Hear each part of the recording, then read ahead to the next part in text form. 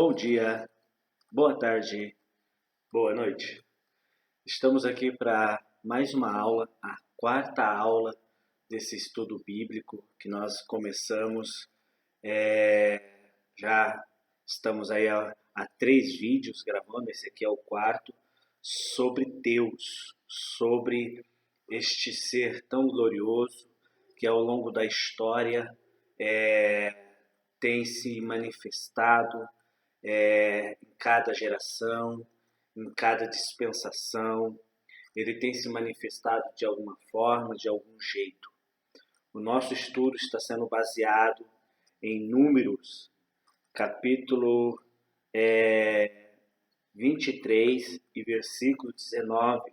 Eu vou estar lendo para a gente começar o nosso estudo de hoje.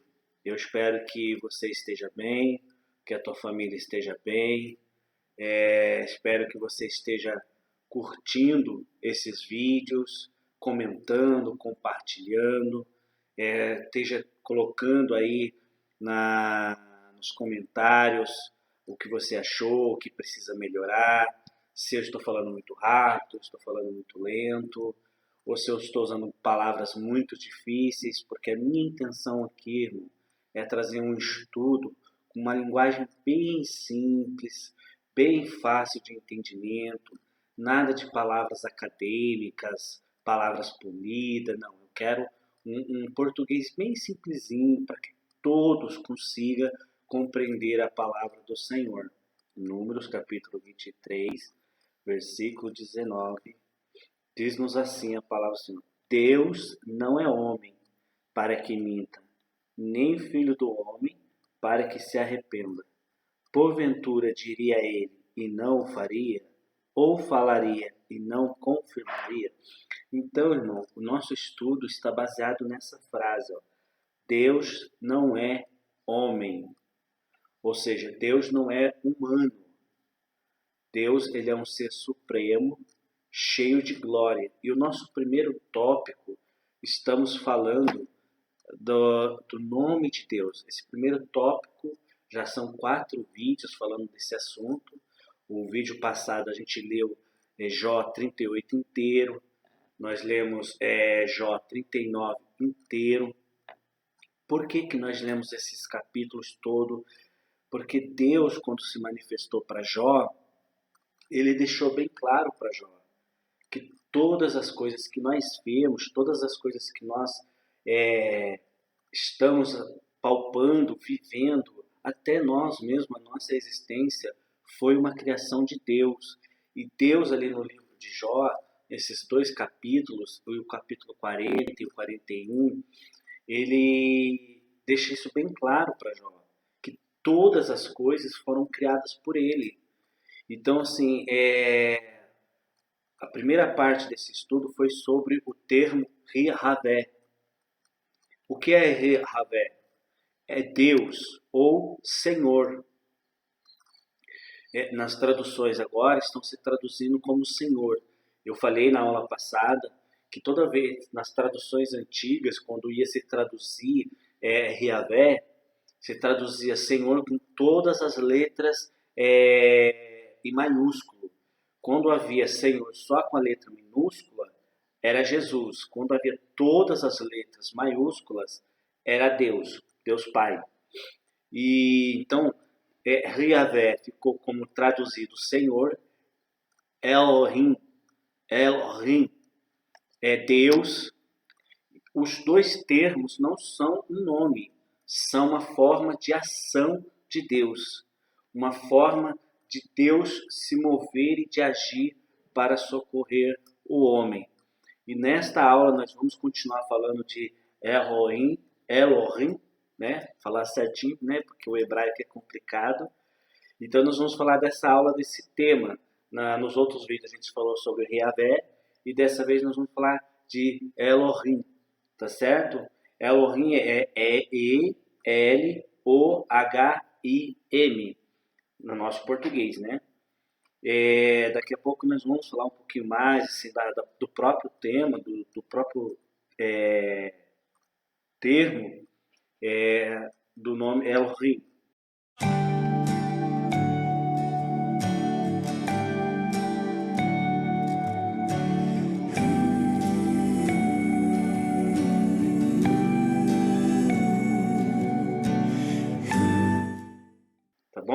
Então vamos lá.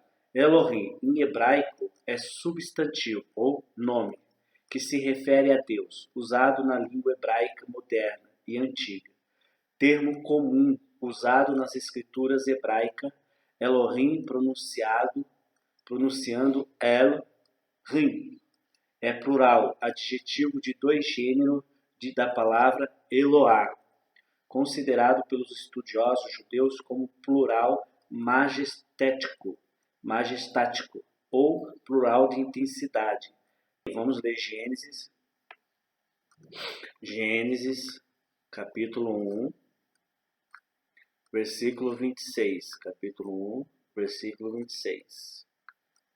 Gênesis. Acompanha comigo aí, irmão. Pega a tua Bíblia, porque estudar a Bíblia sem a Bíblia não está certo, não.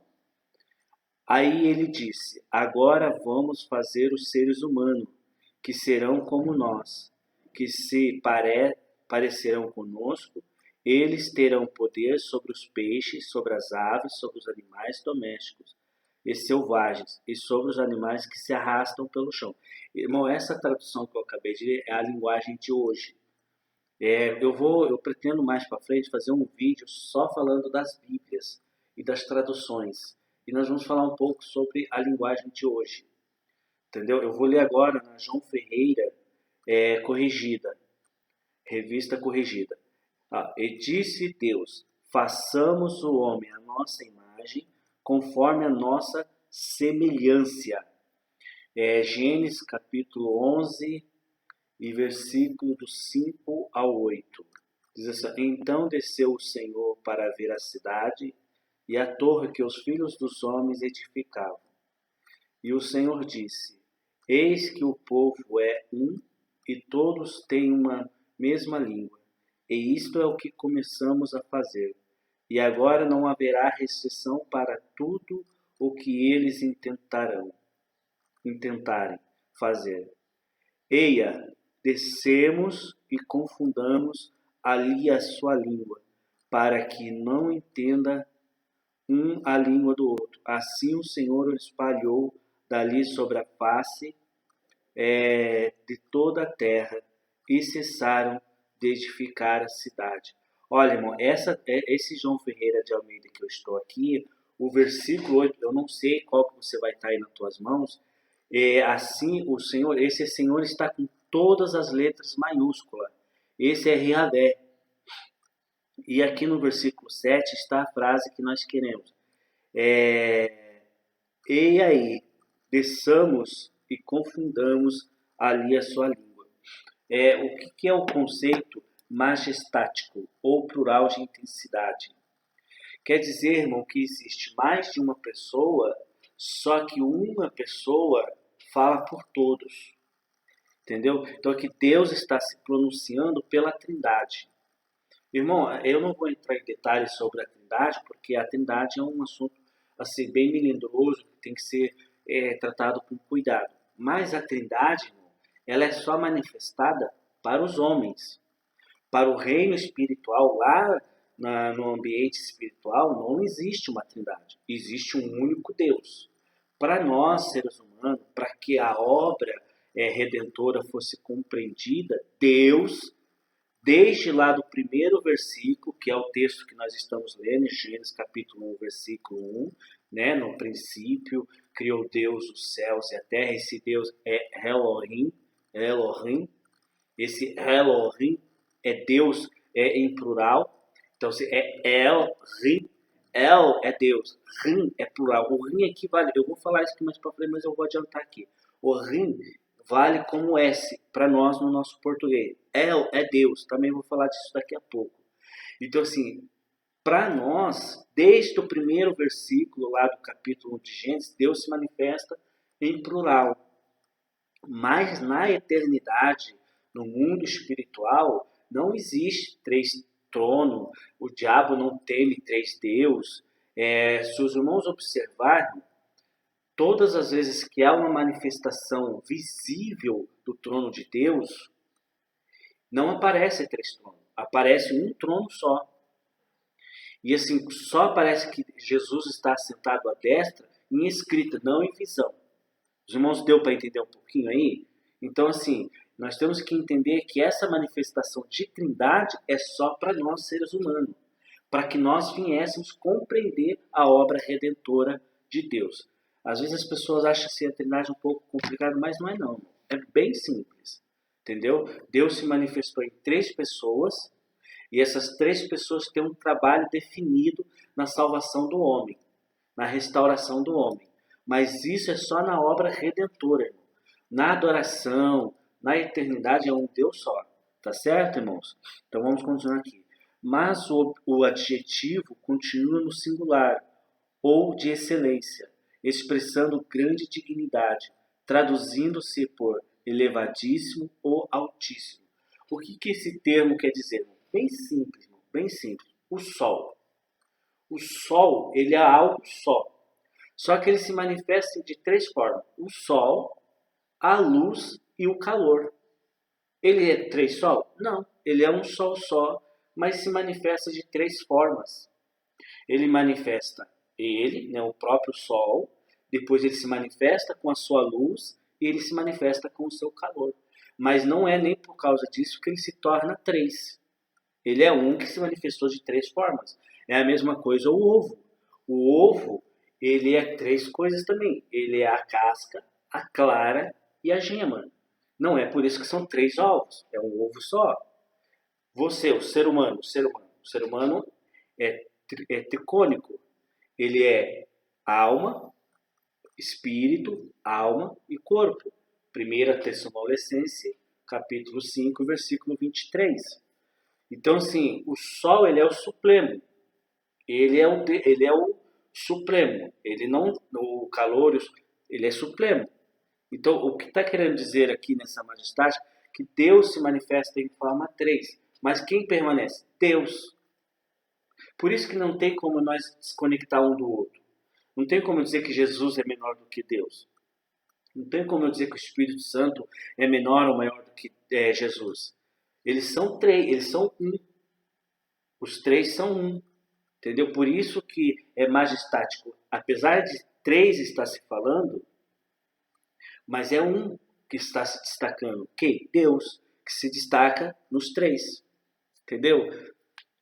Ficou meio assim, mas nós vamos entender um pouquinho mais para frente, tá bom? E eu prometo, mais para frente, fazer uma aula só sobre a Trindade, de uma forma bem simples, que você vai entender muito bem como funciona a Trindade, tá certo? Vamos lá. Elohim é um termo polissêmico. No grego vem da palavra polissemia. Poli, muito, sema, significado. Ou seja, irmão, a palavra Elohim é uma palavra de Deus muito usada. Naquela época do Velho Testamento, hoje também, existiam muitos deuses. Entendeu? Então, assim, o que nós vamos entender daqui para frente, que o que faz Deus ser único, Deus de verdade, é o seu contexto. Não o texto em si, mas o seu contexto. Entendeu? Distinguindo pela sua concordância. Quando aplicado a Deus monoteísta, um só Deus, das religiões abrâmicas, sua concordância verbal e normal é singular. No próprio contexto vai definir se Elohim está falando do Deus de Abraão ou de outros deuses, dos povos, quando referido às deidades. Mais uma paradinha aqui. Vamos lá.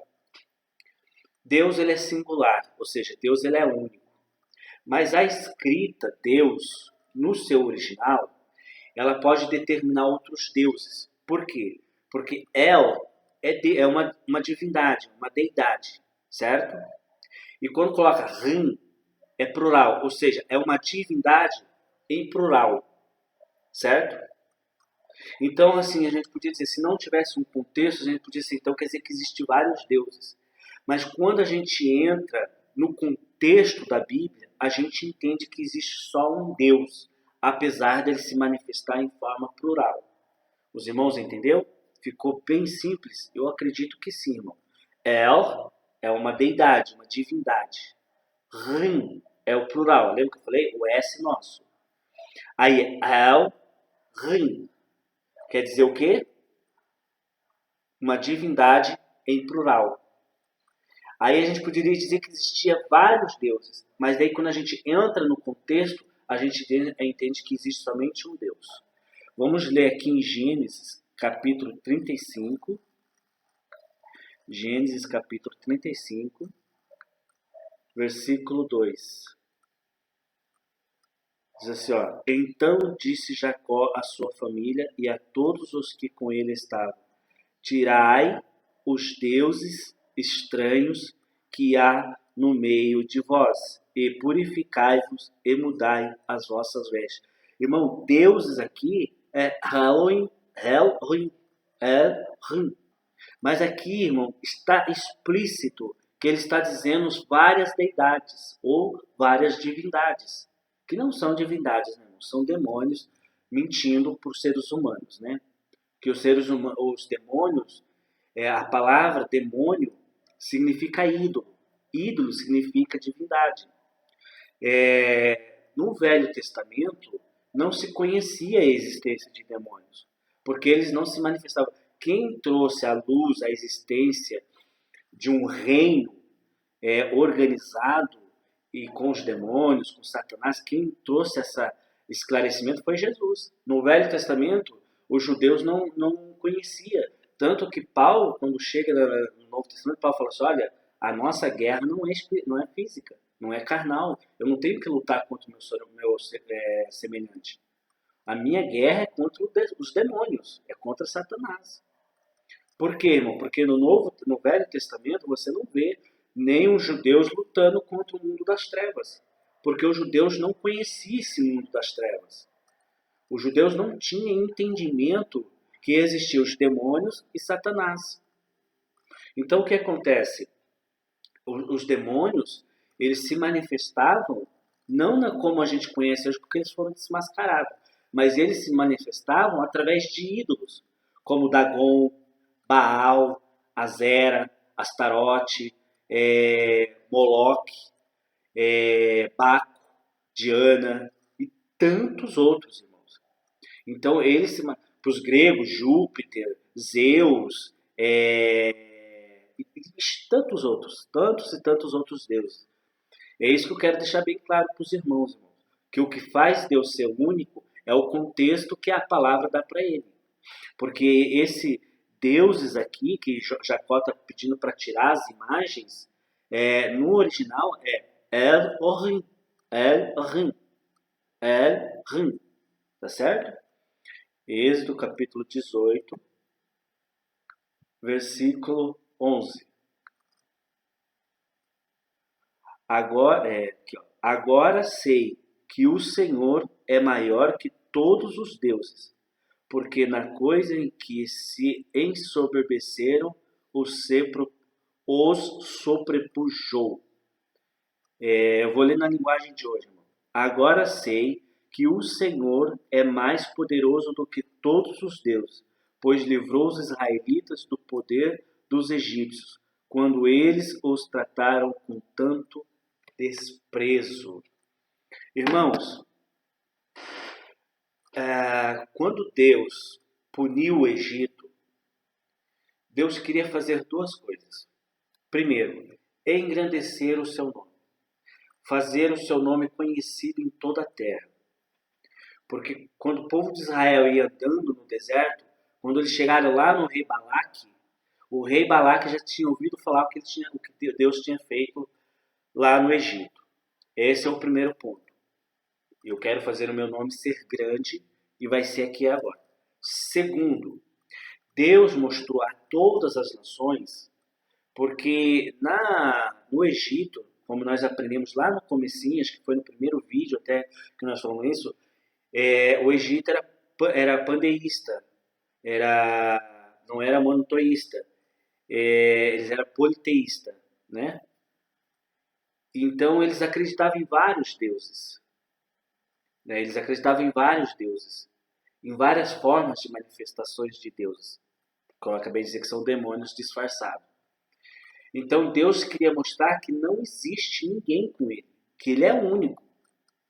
Ele é o único Deus. Então cada praga que Deus mandou sobre o Egito era um Deus que os egípcios adoravam. Então Deus estava subjugando os deuses do Egito. É isso que Deus quis manifestar, irmão. É isso que Deus quis demonstrar quando ele mandou as pragas para o Egito. Tá certo? Jó, capítulo 1, versículo 6. Chegou o dia em que os servidores celestiais vieram apresentar-se diante de Deus, o Senhor. E no meio deles veio também Satanás. E num dia em que os filhos de Deus vieram apresentar-se perante o Senhor, veio também Satanás entre eles. Então, irmãos, o último texto que foi para arrematar sobre o que existe no mundo espiritual. Então, assim, por isso que eu trouxe esses textos, para demonstrar para os irmãos que o que faz Deus ser monoteísta, ou seja, ser um único Deus, é o seu contexto. Porque a sua forma verbal de se falar, que não é o seu nome, ele é apresentado como Deus, como um ser divino em plural, ou seja, que há mais de um, tá certo? Elohim é plural em si e em sua concordância. Elohim está em Gênesis 1:1, descrito de uma forma diferente, mas com o mesmo objetivo. João, capítulo 1, de 1 a 3. Diz-nos assim, ó, no princípio era o Verbo, e o Verbo estava com Deus, e o Verbo era Deus. Ele estava no princípio com Deus, e todas as coisas foram feitas por ele, e sem ele nada do que foi feito se fez.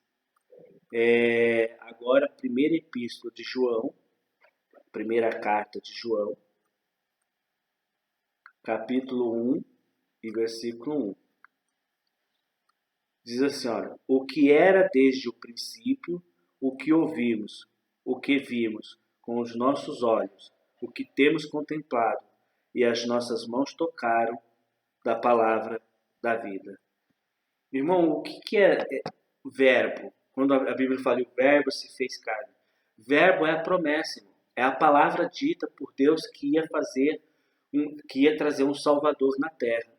E o verbo, ou seja, a promessa de Deus se tornou realidade. E quando disse no princípio o verbo estava com Deus e o verbo era Deus, é isso, irmão. Que a promessa e Deus são a mesma coisa. Por exemplo, tem uma frase que diz assim, que enquanto a palavra está dentro de mim, ela é minha escrava. Quando eu falei a palavra, eu me tornei escravo dela. Por quê? Porque a palavra e eu somos a mesma coisa. E é o que as pessoas desonestas desconhecem. Porque elas dizem uma coisa e desconecta daquilo que ela falou. E não tem como, irmão. Por isso que os políticos, eles acabam se quebrando. Porque eles acreditam que estão desconectados daquilo que eles falam. Ou seja, promete uma coisa na campanha, quando ganha, não, eu não disse bem assim, não foi desse jeito que eu falei. Porque a palavra e a pessoa, quando é dita pela pessoa, é uma coisa só. Então, quando a pessoa fala assim, não, fulano falou, ele está falando do que o fulano falou, mas ele está falando que foi fulano que falou, porque a palavra fulano é a mesma coisa. Então, tá certo? Então, assim, é isso que está querendo dizer, que o verbo, ou seja, a palavra, a promessa, e Deus é um só, porque não tem como separar. Entenderam? A palavra El, singular, é um termo padrão para Deus. Em aramaico, paleo-hebraico, antigo hebraico usado antes do cativeiro em Babilônia. Eu falei isso acho que no primeiro vídeo. No primeiro vídeo eu falei sobre a língua hebraica, sobre o idioma hebraico, que era um dialeto. E o que é um dialeto, irmão? O dialeto, por exemplo, aqui no Paraná, em Curitiba, né, eu moro aqui em Curitiba, existe a palavra piá. A palavra piá, ou o termo piá, ou a gíria piá, é um dialeto. No vocábulo português não existe essa palavra piá. É só falado no sul. Eu acredito que no Paraná, em Santa Catarina, no Rio Grande do Sul, apesar que acho que Rio Grande do Sul e Santa Catarina fala guri mais do que piá. Aqui no Paraná se fala mais piá, mas no Rio Grande do Sul e em Santa Catarina fala guri. Não importa. Não existe no vocábulo. Qual que é no vocábulo? No vocábulo é menino. Mas piá aqui é para rapaz, para menino. Quando alguém, até quando um homem faz alguma molecagem, fala, ei, mas você é um piá mesmo, porque você está se definindo um menino. Então isso é um dialeto, mas ele foi incorporado no nosso português, na nossa gramática, a gente chama de língua informal, ou língua cultural, ou língua de culturas, de setor, entendeu? Então é um dialeto. Lá em Canaã acontecia a mesma coisa. Tinha os idiomas dos reinos, e nesses reinos existiam dialetos, que era o hebraico, que depois se ajuntou a esses dialetos e se formou a língua hebraica. Por isso que o hebraico ele sofre muito misturas de outras línguas, né? Eu falei também no vídeo passado. Em outras línguas semíticas, nações que vieram da raiz de Sem, filhos de Noé. Semítica, irmãos, você vai falar, toda vez que vai falar de algum idioma do Oriente Médio, às vezes até algumas partes da África, vai falar, esse idioma aqui é semítico, esse idioma aqui é semítica. Por quê, irmão? Porque quando Sem teve os seus filhos foram produzindo várias nações. E dessas nações veio vários idiomas, várias línguas surgiu da família de Sem. Então, todas as nações que vieram da raiz de Sem, filho de Noé, que tem o seu idioma, são idiomas com línguas semíticas. Por que línguas semíticas? Porque elas têm uma certa quase parecida, algumas coisinhas são iguais, porque vieram tudo de Sem. Por isso que são línguas semíticas, porque vieram todas das raízes da família de Sem. Certo? Alguma dúvida, irmão? Qualquer dúvida, deixa nos comentários. Qualquer pergunta, deixa nos comentários. A gente está aqui para ajudar, irmão, não para complicar. Relacionadas, incluindo húngartico, idioma falado em Ugurati. Irmão, umas palavrinhas trava-língua. Na Síria. O panteão. Pode ser um templo ou um conjunto de vários deuses. Dos deuses cananeus eram conhecidos como Rim. As palavras em hebraico que terminam com essa letra estão em plural, o mesmo S para o nosso vocabulário. Foi o que eu falei agora há pouco. El, nas nações de Canaã, né, as nações que estão na região de Canaã, ele tinha os seus deuses, e era descrito dessa forma, com El e Rim. Ou seja, nesse templo aqui nós adoramos tantos deuses. Aí colocar lá, El-Rim, tá certo? O mesmo equivale no hungárico, El-Rim. Exemplo, no símbolo hungárico de Baal, lemos sobre os 70 filhos de Azera, deusa da fertilidade. Sua estátua era feita de troncos de árvore. Cada filho foi considerado a divindade original de um povo em particular. Ou seja, irmão, Satanás, irmão, e os demônios, o que eles querem é tirar o foco do homem de Deus, certo? Nós fomos feitos com a necessidade de adorar, de reverenciar, de cultuar. Deus nos fez assim. Deus nos fez com a necessidade de prestarmos reverência, culto, adoração a um ser. Satanás, ele sabe que o homem precisa e necessita dessa reverência e dessa busca e desse culto. Então, ao longo da história, Satanás se disfarçou, se travestiu-se de alguma coisa. Lá no Velho Testamento, era Baal, era Baco, era Diana, era Dagon, era Azera. Agora aqui, irmão, para nossa era, depende para que tipo de povo ele se envolve. Por exemplo, para os mais pobres, para os mais simples, né, para os mais assim roceiros, os que buscam assim um espiritismo mais baixo, que é chamado de mais baixo, ele se apresenta como Caboclo Velho, como Maria Mulambo, como Zé Pilintra. Para o mais elevado, para aqueles que são com um espiritismo mais científico, ele se apresenta, irmão, com nomes mais famosos, né? E isso quando ele não se apresenta atrás de algum ídolo. Por exemplo, assim, alguém se rasga pelo Michael Jackson ou pela Beyoncé e por tantos outros artistas. Isso se torna ídolos. O próprio nome ídolos. As pessoas acabam reverenciando como deuses essas pessoas. Um dos Herodes, porque Herodes não é um nome, é um título, um dos Herodes foi morto justamente por causa disso. Porque quando o povo disse, fala como Deus, ele aceitou aquilo. No mesmo momento que ele aceitou aquilo, ou seja, que ele era um Deus, Deus matou ele. Porque a Bíblia diz que a glória dele ele não dá a outro, irmão. Então Satanás, ele está sempre em busca de enganar o homem, de tirar a atenção do homem, de Deus, para alguma coisa que ele cria. Por exemplo, quantos idolatram carro, quantos idolatram filhos, quantos idolatram casa, quantos idolatram dinheiro, o sexo, quantos idolatram emprego, quantos idolatram o patrão, então quantos idolatram o próprio corpo. A gente vê pessoas, irmão, que vivem para o corpo, tudo que ele faz é pensando em deixar o corpo dele mais esteticamente atrativo para as pessoas.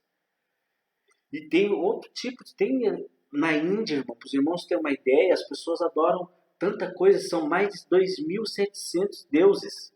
Cobra, vaca, sapo, mata, rio, tantos deuses lá, irmão, que só, olha, só misericórdia. Mas por trás de tudo isso está o Satanás.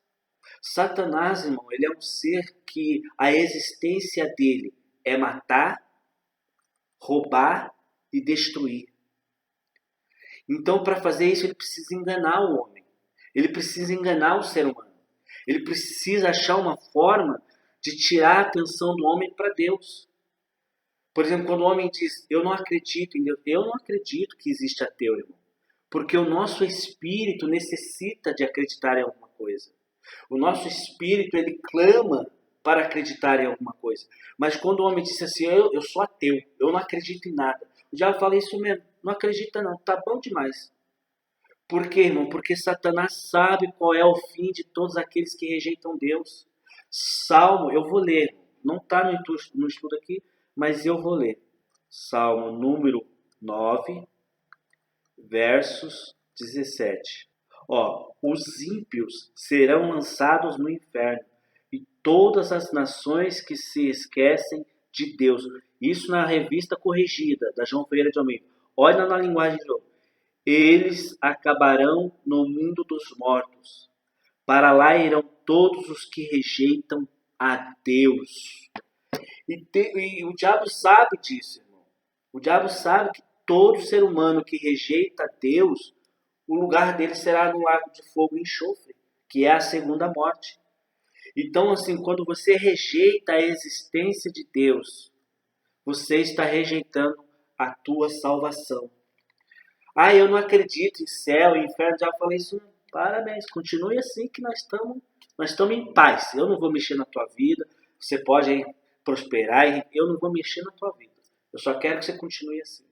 Tá certo, irmão? Então, nós precisamos tomar cuidado com isso, irmão, com a idolatria. A idolatria, irmão, é uma coisa, é uma doença, é um câncer. É um câncer que contamina, é um câncer que destrói, é um câncer que corrompe, que afasta o homem da verdade. Por quê? Porque quando ele está voltado para alguma coisa, ele não consegue ver outra coisa. Por isso que a Bíblia diz que a nossa fé não pode ser uma fé louca, tem que ser uma fé racional, um culto racional. Por que é que eu estou prestando esse culto? Salmo 115 diz assim, que tem boca e não fala, tem olhos, mas não enxerga, tem mão, mas não apalpa, tem pés, mas não anda, da sua garganta som nenhum sai. Ou seja, como que pode ser um Deus que vai me ajudar se eu tenho que carregar ele? Se eu não limpo ele, ele se enche de pó, de teia de aranha? Se eu não acendo uma vela do lado dele, ele fica no escuro? Como que este Deus pode me ajudar? Então, irmão, nós temos que abrir os nossos olhos e entender, aleluia, a palavra de Deus. Então, irmão, por favor, estude mais a palavra de Deus. Cresça mais na palavra de Deus, para que Satanás não te encontre dormindo e semeie no teu coração o joio. Certo, irmão? Vamos continuar aqui. O mesmo equivale, já li essa parte, né? Cada filho foi considerado, também já li. Assim, o que faz Elohim ser somente um Deus, mesmo termos tendo em plural, é o contexto bíblico. Vamos lá, irmão. Contexto bíblico. Deuteronômio 32, eu acho lindo esse texto, irmão. Deuteronômio 32, 39. 32, 39. Esse texto aqui é muito forte, é muito poderoso. Vede agora que eu sou, eu o sou, e mais nenhum Deus há além de mim. Eu mato e eu faço viver. Eu firo e eu saro. E ninguém há que escape das minhas mãos. Eu vou repetir, irmão. Eu vou repetir na linguagem de hoje. Saibam todos que eu, somente eu, sou Deus. Não há outro Deus além de mim. Eu mato e eu faço viver. Eu firo e eu curo. Ninguém pode impedir de fazer o que eu quero. Lembra, irmão, lá no vídeo passado, acho que retrasado, acho que o segundo vídeo, eu falei nas traduções livres, o que significa o eu sou. Está aqui, irmão. Eu sou. E ninguém pede de fazer o que eu quero fazer. Eu sou. Entendeu? Mas o que ele está dizendo aqui, irmão, ó, veja agora que eu o sou, e mais nenhum Deus há além de mim. Ele está dizendo assim, ó, o El, não existe outro El além de mim. Eu sou El único. Tá certo? Vamos ler outro texto, Isaías 43, versículo 10 ao 13. Tremendo, né? Muito bom a palavra de Deus. E aí você vai compreendendo os textos dentro da sua tradução, dentro do seu original, qual era a visão do povo que estava escrevendo aqueles textos. Isaías 43, versículo 10 ao 13. Diz assim, ó. Vós sois as minhas testemunhas, diz o Senhor, e meu servo a quem escolhi, para que o saibais e me creais, e entendais que eu sou o mesmo, e que antes de mim Deus nenhum se formou, e depois de mim nenhum haverá. Eu sou o Senhor, e fora de mim não há Salvador. Você vê, irmão, ele usou a palavra Deus, ou seja, Elohim, e Senhor, Yahvé. Vamos lá. Eu anunciei e eu salvei, e eu fiz ouvir, e Deus estranho não houve entre vós, pois vós sois as minhas testemunhas, diz o Senhor. Eu sou Deus. Ainda antes que houvesse dia, eu sou, e ninguém há que possa fazer escapar das minhas mãos. Agindo eu, quem impedirá? Fui eu quem prometeu salvá-los, e de fato foi isso que fiz. E vocês são minhas testemunhas de que não foi outro Deus que fez isso. Só eu sou o Senhor. Somente eu posso salvar. O Senhor diz, povo de Israel, você é a minha testemunha. Você é o servo que eu escolhi, para que me conheça e creia em mim e entenda que eu sou o único Deus. Antes de mim não houve e nenhum. Por que, irmão, nesses três textos está dizendo que nós, na época lá, era o povo de Israel, era testemunha dele? Porque Israel, irmão, era o para-raio dos milagres de Deus. O alvo dos milagres de Deus estava tudo em Israel. Tudo que Deus fazia era por meio de Israel. Então, quem deveria testemunhar de Deus? Israel. Lá em João capítulo 8, 1, não, Atos capítulo 1, versículo 8, diz assim, olha, ficais em Jerusalém, porque do alto virá o poder, e vocês serão minhas testemunhas na Judéia, em Samaria, e até os confins da terra. E agora a igreja é testemunha de Jesus. Por que, que a igreja é testemunha de Jesus? Porque a igreja é o para-raio dos milagres de Jesus. Toda a obra que Jesus faz é através da igreja. É através do povo dele. Quem é o povo dele? Todos aqueles que têm fé em Cristo. Todos aqueles que estão ligados no corpo. Todos aqueles que estão membrados no corpo de Cristo. Porque a Bíblia diz que ele é o cabeça e nós somos o corpo. Tá certo? Por exemplo, a minha mão, ela não pode fazer nada sem a minha cabeça mandar. A igreja não pode fazer nada sem Jesus mandar. Tá certo? Versículo 15, irmãos. Eu sou o Senhor, vosso santo, Criador de Israel, vosso rei. Santo, em hebraico katosh. Este termo é falado de forma muito simplificada, mas sua real tradução vai mais além. Veja, deixar de ser comum e brilhar. Deus, além de não ser comum, é chamado de sol da justiça. Malaquias capítulo 4, versículo 2. Rei, ele foi, ele é e sempre será Rei de todos nós. Santo, irmão, ou se santificar, quando você pergunta para algum irmão, diz, irmão, o que significa a palavra santo? E ele fala de uma forma muito simplífica, simplicidade, muito fraca, muito simples, e diz separado. O que é santo? Separado. Não.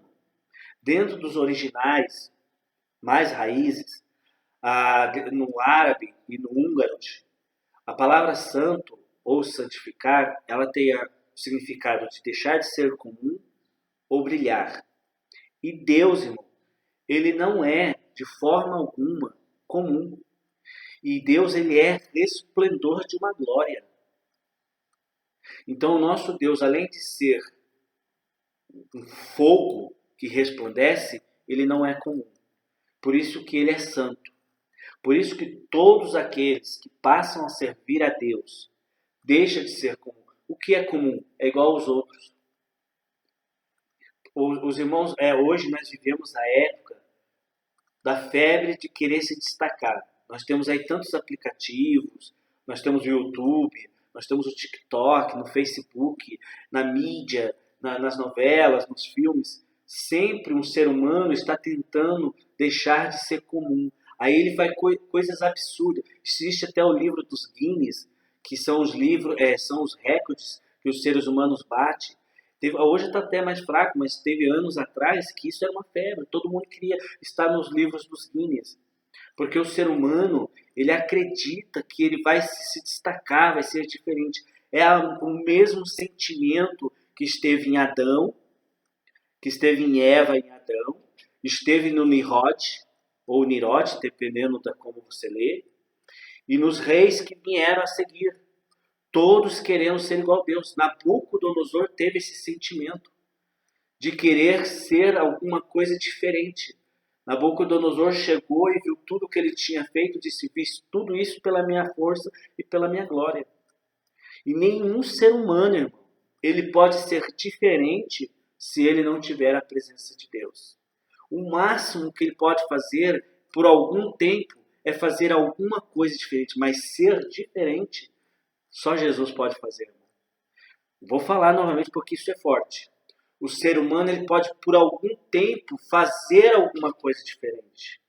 Mas ser diferente, só Deus faz. Por isso, irmão, que hoje existe a febre do consumismo. Porque tanto as empresas de cinema, de televisão, de mídia e internet têm que estar produzindo. Por quê? Porque o ser humano está sempre insatisfeito. Por isso que o ser humano tem que estar sempre procurando alguma coisa para deixá-lo diferente. Agora o cristão não, aleluia. O cristão ele não precisa estar correndo atrás de fazer alguma coisa diferente.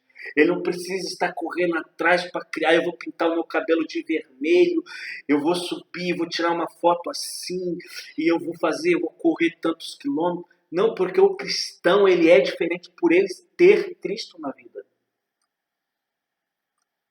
E os irmãos podem observar, irmão, que Satanás ele é tão sujo que ele sabe que a igreja não precisa de fazer nada para ser diferente, porque ela já é diferente, porque ela tem Cristo. Mas hoje, irmão, o que nós estamos vendo?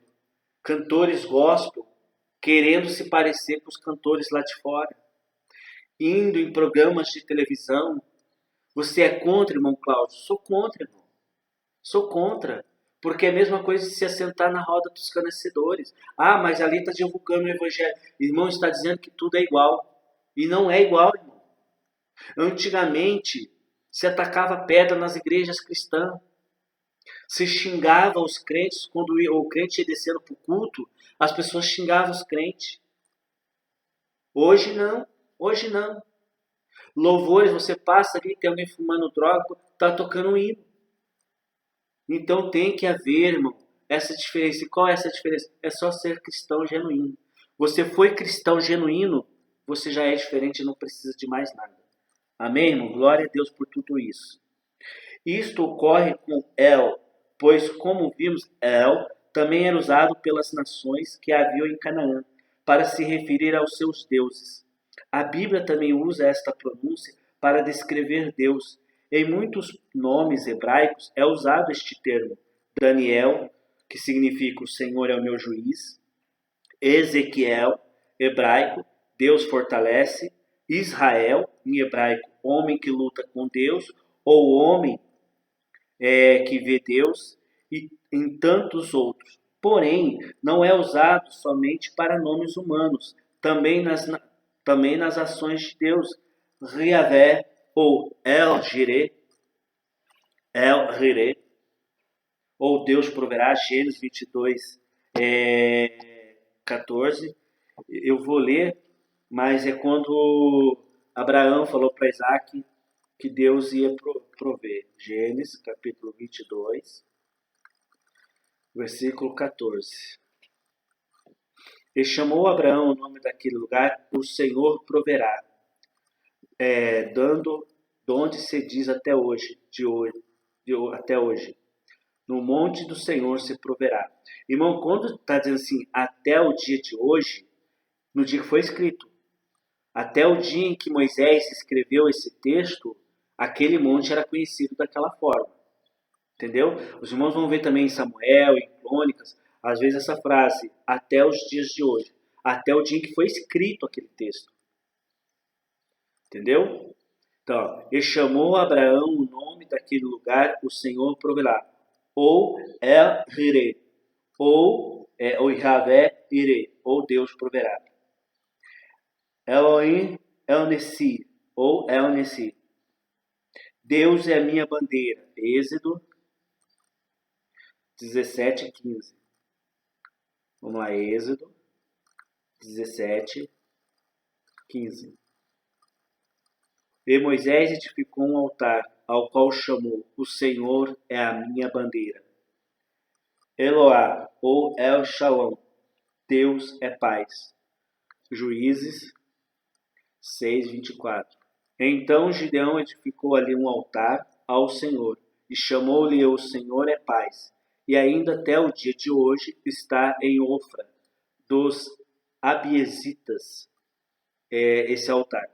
Então, irmão, até os dias de hoje, até o dia em que o texto foi escrito. Dizem, alguns historiadores, alguns escritores, alguns teólogos, que quem escreveu Juízes foi Samuel. Mas não temos comprovação, então não podemos confirmar se foi o nosso querido irmão Samuel. Então vamos partir, vamos avançar, vamos continuar. Toda essa explicação foi para mostrar que o homem não tem acesso ao nome de Deus. Êxodo, capítulo 6, versículo 3. E eu apareci a Abraão, a Isaque e a Jacó, como Deus Todo-Poderoso. Mas pelo meu nome, o Senhor, não lhes foi perfeitamente conhecido. pelo meu nome, o Senhor não lhes foi perfeitamente conhecido. Eu apareci a Abraão, a Isaque e a Jacó como Deus, porém não deixei que me conhecesse pelo meu nome de Senhor. Deus está dizendo aqui, irmão, que ele não ficou conhecido pelo nome dele. Desde lá do princípio eu disse isso, irmão. E agora há pouco também falei. Que Deus se manifestou a Moisés não com um nome, mas com uma ação. Ele está dizendo assim, ó, eu vou ser para vocês, Moisés, o que é necessário que eu seja. É a mesma coisa Jesus, irmão. Jesus, o nome dele não é o nome, é uma ação. Porque a palavra Jesus é Yeshua, que quer dizer salvar, ou Yeshua, salvação. Então, assim, Deus está dizendo assim, olha, eu não fui conhecido pelo meu nome. Ou seja, ninguém sabe o meu nome ainda. Mas sim pelo que eu posso fazer pelo meu povo. Pois antes de Moisés querer saber o nome de Deus, também teve Jacó, no vale de Jaboque. Eu estou com o texto aqui, né? Provavelmente o editor também vai colocar aqui no vídeo. Gênesis capítulo 32 e versículo 29. E Jacó lhe perguntou e disse, dai-me, peço-te, a saber o teu nome. E disse, por que perguntas pelo meu nome? E abençoou-o ali. Então, irmão, todo mundo quer saber o nome de Deus, mas Deus não manifestou o nome dele ainda. Deus não disse qual é o nome dele ainda. Por quê, irmão? Porque é a mesma coisa, irmão. Nós vamos aprender sobre a forma de Deus, né? Eu acredito que deve ser o terceiro tópico dessa lição. Sobre qual que é a forma de Deus. Deus tem mão, Deus tem... Lá, Deus não tem uma forma, ele é um espírito. Mas a gente vai aprender tudo isso como a Bíblia diz. Por que Deus não dá esses caminhos para nós? Porque senão o homem ia idolatrar, irmão. O homem ia idolatrar o nome e não a Deus. Por isso que Deus não deu um nome para o homem. Por isso que Deus não deu uma forma. Por isso que Deus sumiu com a arca do concerto. Porque, irmão, Moisés fez uma haste para que o povo pudesse olhar quando era mordido pelas cobras. Os irmãos devem lembrar dessa passagem. Na época da monarquia, irmão, lá na época dos reis, ainda existiam pedaços desta haste e ainda era reverenciados, irmão. É o que eu falo, irmão. O homem, ele é criado para reverenciar. Ele é criado para adorar.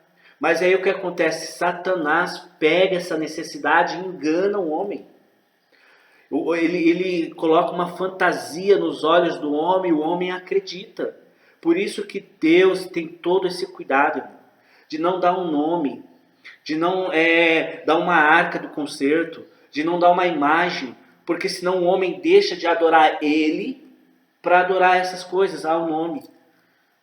Aí vai começar a colocar o nome dele em tudo quanto é lugar. Templo, nome tal.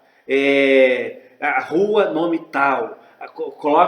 Faz uma talpinha, escreve o nome de Deus, coloca lá em cima e começa a acender vela. E Deus não quer nada dessas coisas, irmão. Por isso que Deus não deu um nome. Jacó perguntou o nome de Deus para adorar. Moisés perguntou o nome de Deus para adorar. E Deus não deu, porque Deus falou, não é para você adorar o meu nome, é para você adorar eu. Eu tenho que ser adorado. Tá certo, irmão? O que temos é a sua capacidade de ser, de poder. Jesus veio nos dar a oportunidade de nos aproximar mais de Deus, pois o conhecimento do Filho é o conhecimento do Pai. Eu vou repetir esse texto, irmão. Vou repetir essa parte. O que temos é a sua capacidade de ser e de poder. O que você... Tem um texto que diz assim, o que temos que conhecer de Deus está aí. Está tudo aí, ó. O que nós temos que conhecer de Deus? Está aí. Que Ele criou o sol, que Ele criou o mar, que Ele me criou, que Ele me escolheu, que Ele mandou Jesus de um nascimento virginal, que Jesus morreu na cruz, que Ele preparou um reino, que vai haver um arrebatamento, que essa terra vai ser julgada. Está tudo aí, irmão, o que precisa saber de Deus. Está tudo aí, você só precisa adorá-lo, pelo que Ele é e pelo seu grandioso poder. Tá certo? Jesus veio nos dar a oportunidade de nos aproximarmos mais de Deus, pois o conhecimento do Filho é o conhecimento do Pai. Eu vou ler os textos, depois eu falo, irmão, porque tem algo muito interessante nessa frase aqui, Mateus, capítulo 11, 27. Todas as coisas me foram entregues por meu Pai, e ninguém conhece o Filho senão o Pai, e ninguém conhece o Pai senão o Filho, e aquele a quem o Filho quiser revelar. Vamos continuar, João 1,18. Eu vou ler todos eles, depois eu vou falar essa parte aqui. Deus nunca foi visto por alguém. O Filho unigênito que está nos seios do Pai, esse o revelou. João 14, 7, 8, 9. 7, 8 e 9. Se vós me conheceis a mim, também conhecereis a meu Pai. E já desde agora o conheceis, e tende-o visto.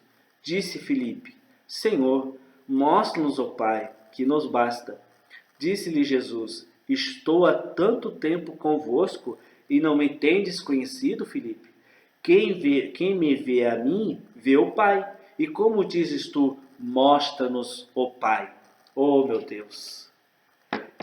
Irmãos, no Velho Testamento, eu já estou terminando aqui, no Velho Testamento, Jesus, Deus, se manifestou com trovões, fez montes se estremecer, terra abriu, matou, e fogo, e destruiu Sodoma e Gomorra, e Deus mostrou a sua glória, o seu poderio. Mas Deus nunca se colocou como um exemplo de dor, de fome, de sofrimento, de solidão, de angústia. Deus, então, para que ele ficasse... Lá a gente vai falar nos outros estudos sobre por que fala que Deus se irou, por que Deus parece que se frustrou. É para que ele se aproximasse mais dos seres humanos. Por isso que os autores sempre colocou antropomorfismo em Cristo, em Deus, para que o homem ficasse mais, para que Deus ficasse mais próximo do homem. Só que isso era insuficiente para Deus. O que Deus fez? Desceu da sua glória, despiu-se da sua majestade. Isso está em Filipenses 2, do 5 ao 11. Despiu-se da sua majestade, veio à terra em forma de homem e sentiu tudo que o homem passa, tudo que o homem sofre, Deus sentiu. E aí, irmão, hoje Deus tem a ideia de quando um homem diz, Senhor, eu estou angustiado. Deus sabe o que é ter angústia agora? Porque no Velho Testamento Deus não sabia qual eram esses sentimentos do homem. Isso é tremendo, irmão. Agora Deus sabe quando o homem dobra o joelho e diz, Deus, eu estou angustiado. Deus sabe o que quer dizer esse sentimento. Porque o filho está ali para dizer para ele, ó pai, angústia é um sentimento terrível. Ele sabe o que é ser abandonado, irmão. Quando você se sente abandonado, os amigos abandonou, a família abandonou. Ele sabe, irmão. Por isso que Deus socorre quem está na rua. Por isso que Deus socorre. Deus levanta essas pessoas para ir lá levar sopa, levar cobertor. Porque Deus sabe o que é estar abandonado, irmão. Porque Jesus foi abandonado diante da cruz. Então Jesus fez o homem chegar mais perto. Em 1 Timóteo 2, 1 Timóteo 2,5, se eu não me engano, 2,5, vou confirmar, né, para não estar falando errado, mas acho que é 1 Timóteo 2,5, né, para a gente fazer uma coisa certa aqui, né? 1 Timóteo 2,5. Vamos lá, vamos ver. Porque há um só Deus e um só mediador entre Deus e os homens, Jesus Cristo. Então, irmão, Jesus está ali entre Deus e nós. Jesus manifesta o querer de Deus para nós e manifesta as nossas dores para Deus. Jesus manifesta o querer de Deus para nós e manifesta os nossos sentimentos e as nossas dores para Deus. E aí agora Deus entende todas as nossas aflições. Por isso que vivemos na graça. Por isso que Deus já não mata como matava no Velho Testamento. Porque hoje Ele entende todos os sentimentos humanos. Caiu em adultério, mata. Mata. Leva lá no meio da rua e taca pedra. Vamos matar, taca pedra e mata. Hoje não, irmão. Não, hoje não, porque Deus sabe que é um contexto para chegar naquele adultério. Ainda que Paulo disse que é um pecado de morte, para esse não orais. Mas hoje não se mata quem é pego em adultério. Se a esposa ou o esposo se sentir que não quer mais, tudo bem, você está livre para ir viver. Mas a pessoa tem direito de perdão. Não é mais levado, arrastado na praça e morto a pedrada, como era no Velho Testamento. Porque estamos vivendo a graça. Hoje, irmão, foi o que aconteceu com aquela mulher. Foi levada para Jesus para ser apedrejada. E ela tinha que ser apedrejada pela lei de Moisés. Mas agora ela está diante da graça. Qual que era a graça? Jesus viu que armaram para ela, criaram uma situação para poder ela ser pega, porque não levaram o homem junto com ela, levaram só ela. Então, assim, a graça, irmão, faz com que Deus entenda, aleluia, o sentimento do homem. As dores, as aflições, as angústias, os medos, as fraquezas humanas. Em Hebreus capítulo 4, versículo 15, diz que ele em tudo foi provado, que ele é um sumo sacerdote cheio de compaixão, porque em tudo ele foi provado, mas não houve pecado. Tá certo, irmão? Pois quem rejeita o Filho, o rejeita. Lucas 1, 11, 27, eu acabei de ler. Deus se fez conhecido através de Jesus, porque Jesus é Deus, irmão. Irmão, eu vou deixar esses textos para a próxima aula, porque eu quero falar muito desses textos aqui, entendeu? E já estamos aí com 1h03, então eu não quero cortar, eu quero falar de cada um desses textos que eu vou ler. Então vai ficar para a próxima aula. Muito obrigado. Irmão, eu percebi que eu não orei no começo do vídeo. Eu fiquei empolgado de falar, empolgado de fazer o vídeo, e eu não orei. Eu peço perdão para os irmãos, eu gosto sempre de começar o vídeo como uma oração, mas aí a gente se empolgou e tudo, e não oramos. Então vamos orar agora, para agradecer por essa aula, agradecer por você estar assistindo. Irmão, compartilha, curte, comenta, deixa aí o que você está achando, o que precisa melhorar, tá certo? Toma cuidado, se puder, fique em casa. Se precisar sair, use máscara. Esteja sempre higienizando a mão com álcool ou com lavagem de água corrente e sabão, tá certo, irmão? Tome cuidado, irmão. O coronavírus está fazendo muitas vítimas por aí, muitos irmãos estão perecendo por falta de cuidado. Então se cuide, irmão, tá certo? Vamos orar, irmão. Pai, em nome de Jesus, muito obrigado, Senhor, por esta aula. Eu louvo e glorifico a Ti, Deus, porque Tu és fiel, porque Tu és santo, porque Tu és tremendo, porque Tu és o Todo-Poderoso. Tudo aqui, Senhor, é para a glória do Teu nome. Tudo aqui, Senhor, é para o louvor do Teu santo nome. Deus, muito obrigado por esta aula. Abençoe a cada pessoa, Pai.